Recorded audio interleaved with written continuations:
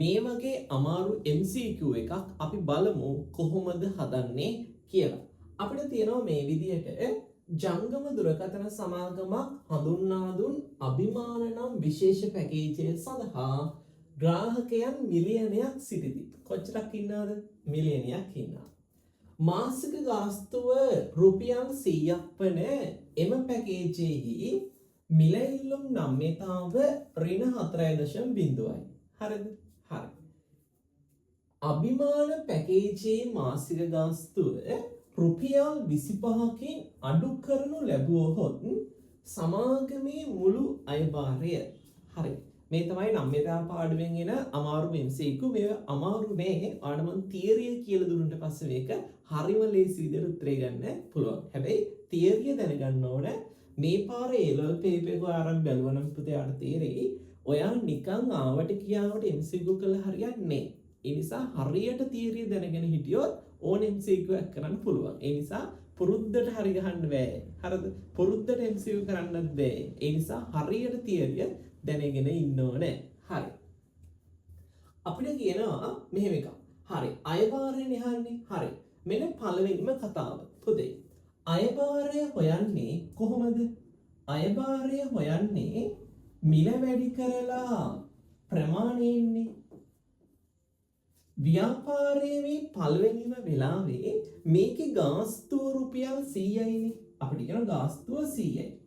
ගාස්තුව 100 නම් මේකට ග්‍රාහකයෝ මිලියනයක් ඉන්නවනේ. එතකොට අපි ආදායම හොයන්නේ මිල වැඩි කරලා ප්‍රමාණය. එහෙමනේ.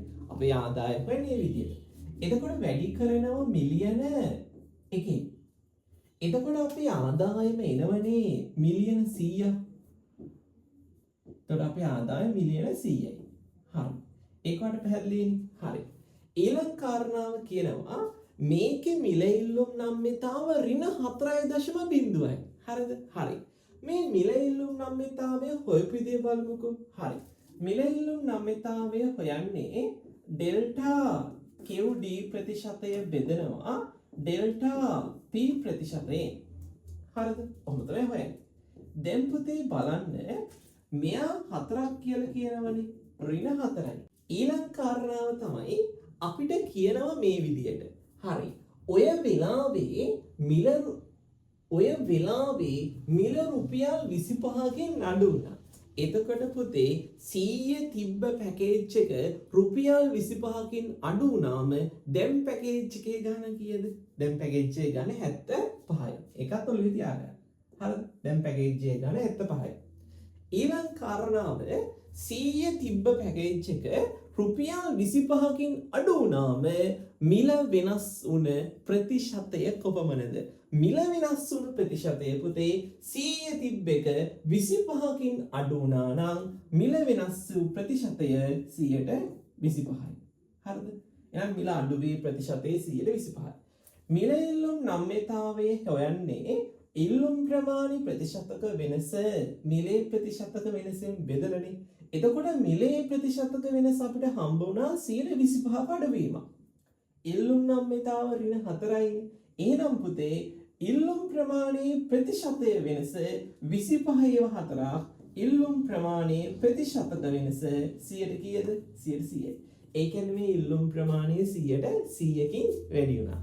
ඒ කියන්නේ මුලින් ග්‍රාහකයෝ හිටිය මිලියන 1යිනේ. ඒතකොට දැන් පොතේ ග්‍රාහකයෝ මිලියන 2යි. අපි දැන් ආදායම හොයන්නේ කොහොමද? ආදායම හොයන්නේ මිල වැඩි කරලා ප්‍රමාණය. එතකොට කලින් හිටපු ග්‍රාහක සංඛ්‍යාව මිලියන 1යි, ගාස්තුව 100යි. දැන් මිල ඇවිල්ලා රුපියල් 75ක්නේ. ඔව්. හැබැයි ග්‍රාහක සංඛ්‍යාව මිලියන 2යි. ඒ කොහොමද? ඉල්ලුම් ප්‍රමාණය වෙනස් වූ ප්‍රතිශතය 100ට 100යි. එතකොට පුතේ ආදායම එනවනේ 75/2 මිලියන 150යි.